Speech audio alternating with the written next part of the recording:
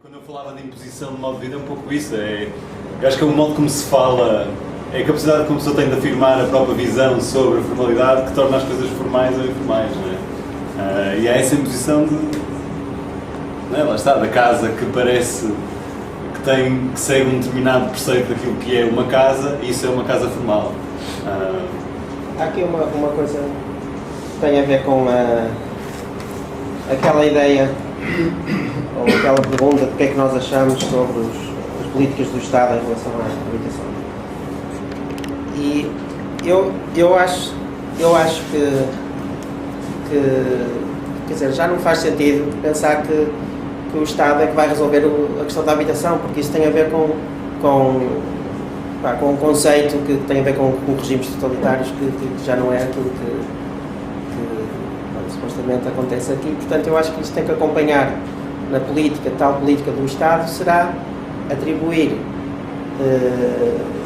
propriedade a quem, quer dizer, tem casa há mais de X anos, por exemplo, aquela ideia do princípio da ocupação de boa-fé que existe em vários países, pessoas que moram, porque muitas vezes também se vem logo com este argumento, dizer que os oportunistas estão ali, quer dizer, querem ficar com uma casa, então. Mas também há ali, há muita gente que de facto tem uma casa há 30, 20, 15 anos, que foi melhorando ao longo do tempo e tal, e eu acho que a ideia de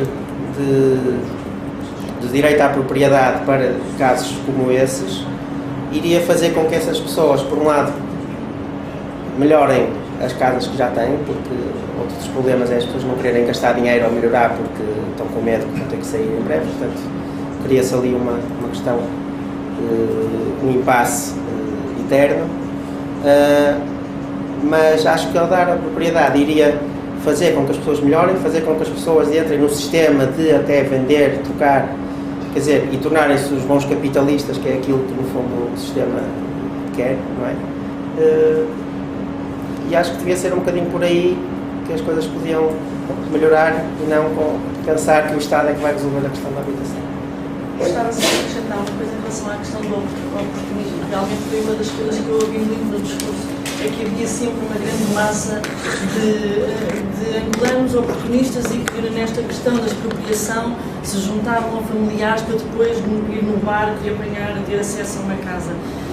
E eu tenho sempre muitas dúvidas sobre este tipo de discurso, porque a minha leitura do mundo, acho que as coisas estão sempre relacionadas. E acho que era muito importante fazer uma leitura a montante sobre o porquê das necessidades das pessoas, se não há emprego, se é um país que tem uma fraquíssima produção, que também vem ainda da época colonial, em que o governo português não incentivava a produção para não haver concorrência. Bom, então a questão não se resume em termos da questão da habitação. A habitação é a última instância, do meu ponto de vista, de um processo muito maior, que tem a ver com a construção da própria sociedade. E uma sociedade que está muito fragilizada corre depois o risco de que hajam equívocos, e que hajam equívocos desta natureza, de que as pessoas depois sejam chamadas oportunistas, porque as pessoas quando dizem são oportunistas, mas que oportunidades é que essas pessoas têm? Quais são as ferramentas que têm para entrar na dita forma de vida formal? São dúvidas que eu tenho. Outra questão que eu tenho, dúvidas que eu tenho é a questão do informal e o legal, não é? Fala-se muito do informal, mas também se fala muito do ilegal.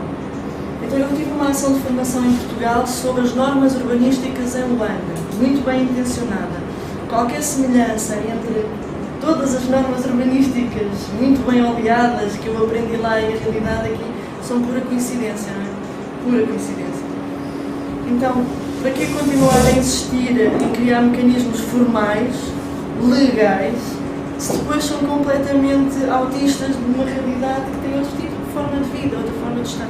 Acho que era importante haver alguma reflexão sobre tudo isso e, acima de tudo, não rotular com palavras como oportunismo ou porque anárquico. É importante perceber a causa das coisas e dar os contributos possíveis para melhorar, porque ninguém salva o mundo de um dia para o outro e não é do meu ponto de vista com políticas nacionais de habitação que se vai resolver um problema que é um problema estrutural numa sociedade que vem fragilizada há muitos anos, 40 anos de guerra, com 10 anos de paz e que está a tentar encontrar o seu caminho. Portanto, tenho sempre faz-me sempre um pouco de impressão essa crítica do oportunista, do facilitismo, porque eu acho que aqui nada é fácil para mim, em Angola. Eu pessoalmente julgo que essas situações em termos de oportunismo são mais ligadas a uma tentativa de justificação da incapacidade do poder político em fornecer esses serviços. O que é há? De um ponto de vista de leitura, vamos lá dizer, de conjuntura política, houve-se em 92 uma passagem do Estado comunista para o Estado democrático de direito, mas por outro lado criou-se aqui uma clivagem onde esta passagem fez com que houvesse uma Constituição, parece que, de privatização do Estado, né? E isso levou com que o Estado funcionasse dessa maneira que funciona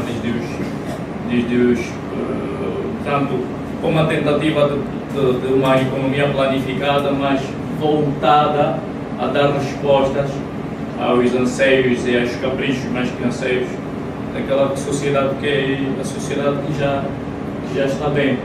Então, quando há essas tentativas digamos, de estruturar a sociedade através de planificações, mais do ponto de vista ideológico, através um pouquinho das experiências científicas, né? Onde o Estado aparece como um ator principal, e é sempre isso que tem aparecido, não como um facilitador de condições para a realização dos anseios sociais, mas como o próprio ator da planificação e da execução.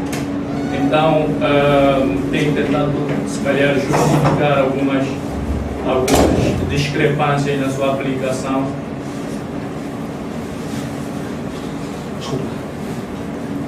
Tem sempre tentado justificar algumas discrepâncias da sua aplicação, fazendo acusações diretas à sociedade, um pouquinho também para desviar as atenções, porque aponta a verdade, né? Mesmo de um ponto de vista legal e jurisdicional, a questão de uma ocupação, eu posso ocupar um sítio, o Estado não tem prova que eu tenha ocupado o mesmo, porque o próprio Estado, a administração, não tem, digamos, no âmbito da sua reserva fundiária, por exemplo, não tem aquele terreno lá em anexo. Por exemplo, uma administração tem o controle das estruturas da terra e tal, então mostra-me que esta coisa está no teu documento e que no teu documento diz que esse terreno está livre. Se você vai à administração, ou qualquer administração, não tem. Ali surge a grande questão, por exemplo, do financiamento. O financiamento às, digamos, construções aqui é muito discrepante com a realidade jurídica. Por isso é que a maioria dos financiamentos, eu até atrevo-me a dizer que 80% do financiamento que vem depois são financiamentos semi-legais ou feitos através do Estado. Por quê? Porque as bancas não financiam essas construções às pessoas, sobretudo na autoconstrução dirigida, pelo facto de não haver fundos de garantia, mesmo a própria documentação, o direito de superfície, títulos de propriedade, por aí fora dos terrenos. Isso, se calhar, foi uma das questões que norteou o próprio Estado, né, na nova Constituição, a pôr toda a terra de Angola, vamos a dizer, propriedade do Estado. Isso também para veicular um pouquinho e estruturar, ou vamos lá dizer, mitigar essa falta no tange à legalização dos terrenos. Outra posição que eu tenho, né, é que mesmo a questão digamos, do processo de burocratização e das realidades da corrupção que a gente vive há bastante anos pelo vulgo da nossa história, né, tem sido também um elemento de muita dificuldade para o acesso quer ao crédito e ao acesso, digamos, à realização da casa própria, porque aqui os custos são excessivamente elevados para comprar qualquer coisa que seja, mesmo casa, a população não tem meios e também a economia não roda num sentido, digamos, vamos lá dizer, automatizado, que faça com que um produto desenvolva o outro. Por exemplo, há construções de casa, devia-se pressupor surgirem mais serviços financeiros para acesso às próprias casas, mas não é isso que se tem acompanhado. Isso porque todo o desenvolvimento, quer econômico, quer político, do país tem sido na vertente da uma ideia do Estado e também uma implementação do próprio Estado, digamos, com criações de empresas, o próprio Estado, né, privatizado por elementos privados. Então, tem sido assim até, muitas das vezes parece que há alguns elementos ali que funcionam como um governo dentro de um governo. É o caso, por exemplo, do Quilamba, onde a concessão, digamos, é a venda. Foi reservada à Sonangol, mas a Sonangol não é que devia ter, do ponto de vista mesmo legal e jurisdicional, competência para digamos, fazer essa comercialização. Mas depois entendeu-se um pouquinho a razão qual era. Depois passou essa concessão para uma empresa privada que tinha laços com o próprio Estado. Então, se calhar são mesmo aqueles problemas estruturais que eu acabava de dizer, que estão enraizados na própria esquematização do Estado. E é ali, se calhar, onde está o maior foco. E o desenvolvimento do Estado não vai abraçar aquela que é as propensões e os modos viventes, digamos, da população, né? Onde eu vi algumas experiências no Brasil que eu fiquei pasmo como havia algumas casas das favelas que tinham correio, caixas de correio, né? Tu podes mandar carta e lá chega, Beco X e caixa de correio Y e chega. Isso é que é uma urbanização, portanto é uma urbanização e adaptação de uma estrutura que é da realidade do próprio modo de vivência da sociedade, em que era alocada a situação, tanto da sociedade brasileira, por exemplo, estou a falar no caso do Rio de Janeiro. O mesmo poderia ser feito cá, portanto, um conceito de urbanização e dado, vamos lá dizer, sentido de organização, porque os mesmos condomínios e tal, mesmo as próprias empresas não têm documentos. Então, não tem, com isso também não tem estrutura para providenciar serviços. Por isso é que as taxas condominiais são muito altas lá. É como se tu estivesses a pagar uma outra casa. Tipo, estás a pagar renda, mas compraste uma casa.